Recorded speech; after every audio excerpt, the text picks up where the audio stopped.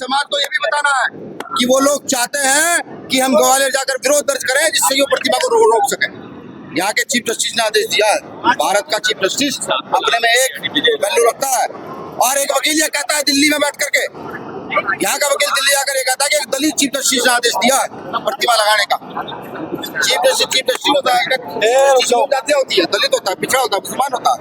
अगर मैं इसी की बात करूं तो लाओ कॉलोजियम सिस्टम, खत्म करो सिस्टम को और ला करके यहाँ जो है पेपर के द्वारा उस पक्ष का दावा यह है कि किसी भी तरह की ऐसी अनुमति नहीं है। अच्छा बताइए, किसी न्यायालय के लिए चीफ जस्टिस से ज्यादा कोई चीफ जस्टिस के आदेश से बड़ी अनुमति कोई होती है? वही तो कह रहे हैं, दो वकील समुदाय के मामला है। 7 लोगों, नहीं गलत, 7 लोगों की बैच बैठी, सबने एग्री किया कि भाई यहाँ पे लगना चाहिए। अभी जो ज्ञापन आपको दिया जाएगा उसमें उनके वो सम्मिलित है, बाकायदा चीफ जस्टिस का आदेश है प्रतिभा लगने को लेकर के। ये सिर्फ एक राजनीतिक षड्यंत्र फैलाना। दूसरा, वो भीम आर्मी को नाम से बोल रहे, किस कारण से? मामला कोर्ट का था ना, न्यायालय का था ना, न्यायालय में निपटना था, लेकिन वकील वहां बैठकर कहता है कि आप सौंप रहे हैं, उसके मुख्य बिंदु क्या है? देखिए, उसके सबसे पहला मुख्य बिंदु तो यह है कि डॉक्टर बाबा साहब अम्बेडकर की प्रतिमा को स्थापित किया जाए। जो बाबा साहब का अपमान कर रहे हैं उन पर राजद्रोह का मुकदमा लगाया जाए। तो डॉक्टर बाबा साहब अम्बेडकर भारत की एक व्यवस्था है, बाबा साहब अम्बेडकर भारत की अस्मिता है, ठीक है।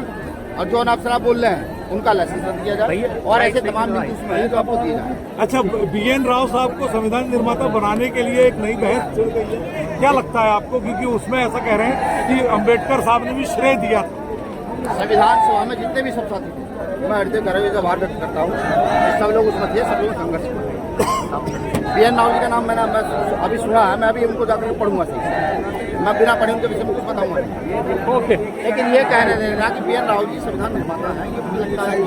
आप पुरानी सब चीजें देखिए, हिस्ट्री देखिए, किताबें पढ़िए, सबको पता लग जाएगा। बाबा साहब कानून समिति के अध्यक्ष थे, मसौदा तैयार किया, सब कुछ किया। सब लोग, कोई विदेश में था, कोई बाहर था, कोई बीमार था, फिर भी उन्होंने के लिए सब किया। भाटी जी, क्या कहेंगे आप? आंदोलन आज महापंचायत लोगों से क्या है? मानसिकता की वजह से या मानसिक बीमारी इस तरह की बाबा साहब की प्रतिज्ञा के नाम पर सार्वजनिक रूप से ऐसा समारोह क्या लगता है? मेरा मानना यह है कि मेरे लिए आप ईश्वर है, मेरे लिए ये लोग ईश्वर है, बुजुर्ग ईश्वर है, बूढ़े ईश्वर है, जनता ईश्वर है, ठीक है। भारत में लोकतंत्र है, भारत में संविधान है, मौलिक अधिकार है, इच्छा है, कौन किस धर्म को मानता है? भैया तो सभी की आजादी है नहीं। आप जबरदस्ती किसी को ईश्वर कैसे बनाएंगे? आस्था के साथ खिलवाड़ नहीं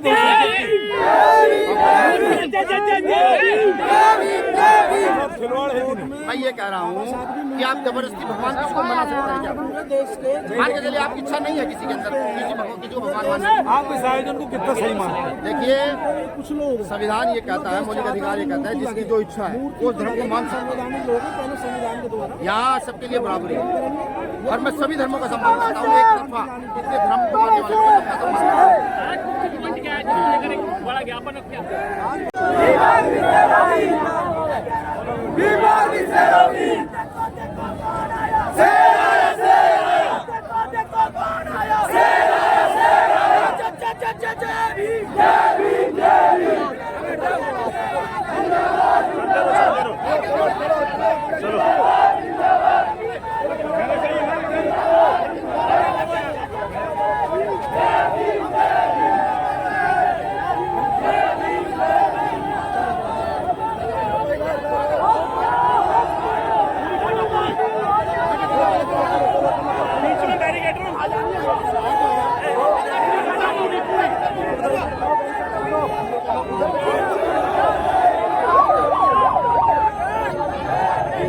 आगे देखते चलो, चोट लग जाएगी।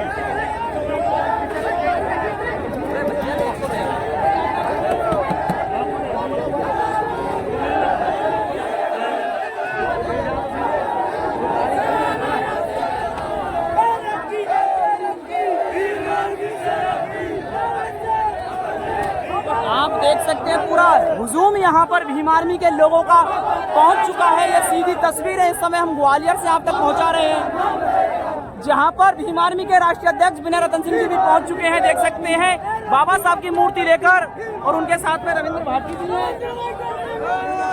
हम तुम्हारे साथ हैं,